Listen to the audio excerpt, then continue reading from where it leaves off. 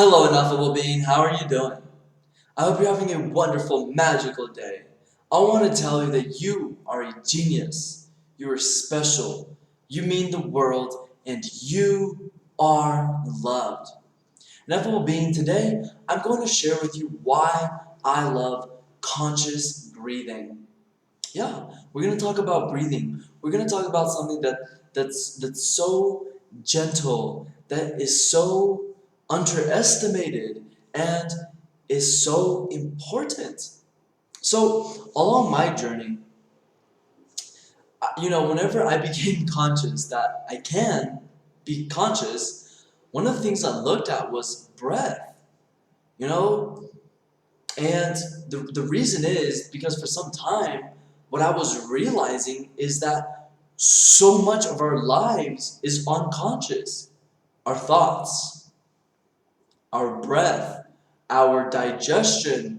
I mean, everything almost, like 90% of everything that this body does is unconscious. I can consciously blink, I can consciously breathe, I can consciously create thoughts or imagery and so forth. So that's where I was, a couple years ago in my journey, just like seeing all of these dimensions to life. And it wasn't until probably the last year or so that I added into my daily routine, like I have to breathe consciously. Like and now where I am, like I love it. And I share the power of breathing on my master classes, on my mentorships, with my partner, and every meditation, and I have 3 a day, I always give time to consciously breathe. So before you think I'm just like some hippie, tree hugging person, weirdo that just, loves to do stuff that is automatic, and you're like, well, what's the point if my body already does it? Well, perhaps there is no point, right? I'm not sure where you're trying to go in life, what your purpose is, and what you strive for. So let me share with you the reasons why I love conscious breathing. What I strive for is to have the best neurochemistry possible, right? So the brain is an electrical instrument, my body is a chemical instrument. These electrical thoughts we call, well, these electrical signals we call thoughts, and these chemical signals that the body creates we call emotions or chemicals, and the combination of these is your neurochemistry. So when I decided to start living my purpose, I was like, well, you know what? Like, I have to have pleasantness. Like, I have to be happy because my energy, well, what is emotion? Emotion is energy in motion. So, the reason why you don't talk to the girl that you like is because of your chemistry. The reason you present your idea in front of the board or you don't is because of your neurochemistry. The reason your state of being is made up of how you think, how you feel, and your actions. Excuse me, your state of being is made up of how you think and how you feel. So, your state of being is important. It is the most important thing that exists. We all talk about money and girls or houses, but like all of those things is the end result of someone having a really good state of being. Now, if someone has a very poor state of being, then they're gonna have debt, probably not the nice car, probably not the dream house. So it's all black and white, but it does all start with your interior if you look at just very fundamentally and if you're honest with yourself. Like I once was. I've been nervous around girls and I didn't talk to them. Or for some reason, some certain girl just sparked like more energy inside of me. And this energy, this emotion that is energy and motion made me go and talk to her, right? Based on the power of the hormones that my external environment creates is going to literally depend what I do in my life. And there's no way around this. So I strive to have the best neurochemistry, to create the most pleasantness in my interior, so I can have the excess energy to create in my external world what I want to create. And breathing is just one of these things that helps create the best neurochemistry. Out of these scientific fields, we call this vibration or frequency, or in other simple terms, state of being. So breathing helps us, but why do I want so much pleasantness, right? Well, the simple reason is I don't have a perfect past, right? I lived through some stuff that in my present day I say are perfect, and I won't change it, and I don't want to change it, because then the moment I say my past isn't perfect, then I am creating resistance. Now, this video, I'm not going to talk about that. That's a very powerful and something complex to understand and to accept. Now, you might say, well, I was abused when I was a kid. Hey, you know what? So was I.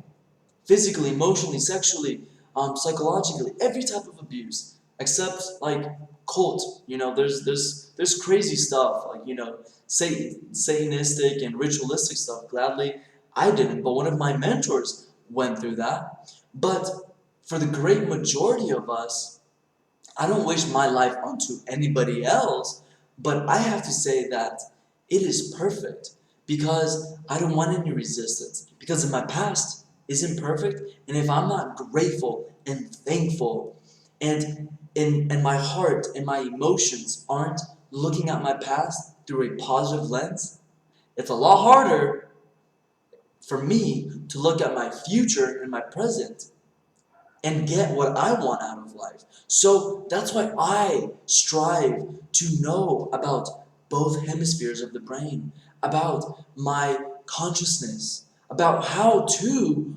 overcome past traumatic experiences, so that in the present moment, I can create the best state of being. Why? So I can move and create actions and speak with the people that I want to speak with, and save the money that I want to save, and be the person that I want to be. Well, what science is there? Like, am I just crazy? Am I just like really happy all the time? Do I just want to be happy and meditate all day? Well, I mean, no. There is sufficient scientific and medical evidence to prove only in proper states of being, your brain and your body work at its best. It's a scientific fact. The hormones of stress downregulate genes and create disease. Because the size of the neocortex, you can turn on the stress response just by thought alone.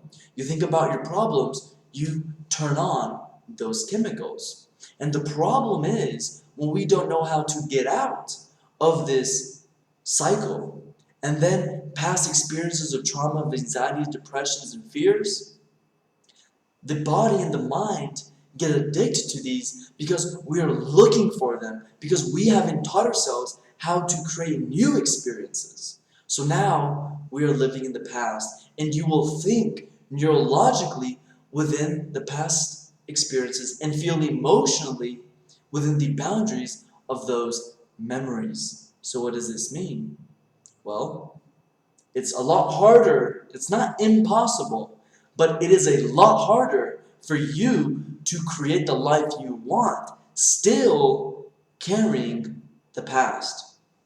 And again, conscious breathing is just one of these things that's going to allow you to start creating a better state of being, henceforth allowing you to be free from the past and in the present. So we look at epigenetics, right? Epigenetics is a science that shows how individuals can change their life by changing their genetic expression rather than the genetic code itself. And Dr. Joe Dispenza has done wonderful investigations. He has tested over 7,500 different genes, genetic expressions, in an advanced workshop where he found after 4 days, just 4 days, with a walking meditation, a laying down meditation, a seating meditation, after 4 days, the common 8 genes that were upregulated, 2 genes to suppress cancer cells and tumor growth, 2 genes for neurogenesis, the growth of new neurons in response to novel experience and learning. The gene for oxidative stress was also upregulated. So we started seeing all these phenomenal genes that cause the body to flourish and grow being upregulated. We're saying that the proteins of these genes are stronger, more powerful, more healthy, and your intelligence, your strength, your eyesight, all of this depends on your genetic expression. We also have the placebo effect, right? Placebo effect is the changes, dramatic changes being caused by the belief in the treatment. And we also have no placebo, in essence, meaning that negative thoughts can make you sick. So every drug is tested against the placebo. Double-blind and triple-blind tests, placebo investigations. These statistics show that 55 to 70% of all placebo test analysis result that the people have bettered their sickness, illness, or current situation for the better. Now that's 60% of the population in these investigations. That's a substantial amount of people bettering themselves, if not 100%, being eradicating the illness by simply the belief. They don't know that this pill is a sugar pill that doesn't have drugs. They believe they're taking the best drug ever and it's going to help their depression or their Parkinson's. But what is it actually? It is a sugar pill or an insulin injection that's in essence no drug at all.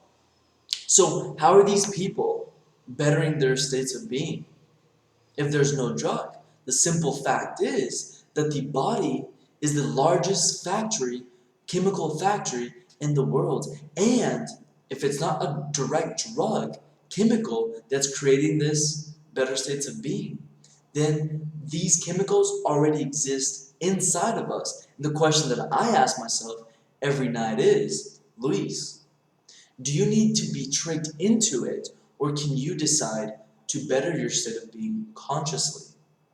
And we also have the brain, the physiology of the body, right? We have the amygdala, which is the survival center of the brain. Any stress, your Wi-Fi, traffic, coffee mug broke, you spilled coffee, anytime you're stressed, even worse off whenever you're experiencing fear, anxieties, depression, well, all of these turns on the amygdala, the survival center of the brain. So breathing, you instantly center yourself, you instantly replenish your body, and you get out of that sympathetic nervous system. So let's talk about it. We have your autonomic nervous system, which, per the name, controls all the automatic things inside your body, right? So the autonomic nervous system is broken into 2 parts. The parasympathetic, which is responsible for digestion, relaxation, regeneration, and metabolism. The parasympathetic nervous system basically undoes all the harm caused by the sympathetic nervous system. The sympathetic nervous system kicks on when there's all your energy is pointed to your exterior environment because of some stress response.